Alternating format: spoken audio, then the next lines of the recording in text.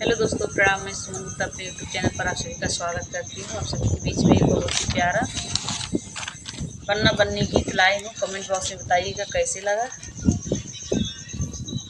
पंडित लुटेरा नौआ चोर हो जाला, पंडित लुटेरा नौआ चोर हो जाला, आवे जब बरतिया गौआ शोर हो जाला, आवेला बरतिया जब गौआ शोर हो जाला।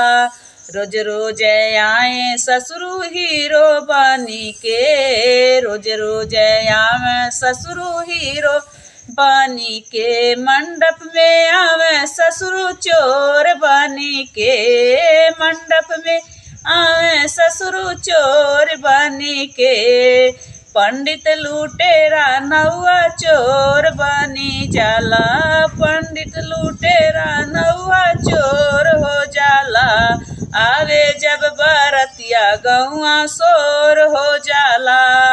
रोज रोज आवे जेठऊ हीरो बनी के, मंडप में आवे देवरू चोर बनी के, मंडप में आवे जेठऊ चोर बनी के, पंडित लुटेरा नौआ चोर हो जाला, जब आवेला बरतिया गौआ शोर हो जाला। रोज रोज आए हीरो बनी के, रोज रोज आवे दुल्हे हीरो बनी के, मड़वा में आवे दुल्हे चोर बनी के, मड़वा में आवे दुल्हे चोर बनी के, पंडित लुटेरा नौआ चोर हो जाला, आवे जब बरतिया गौआ शोर हो जाला।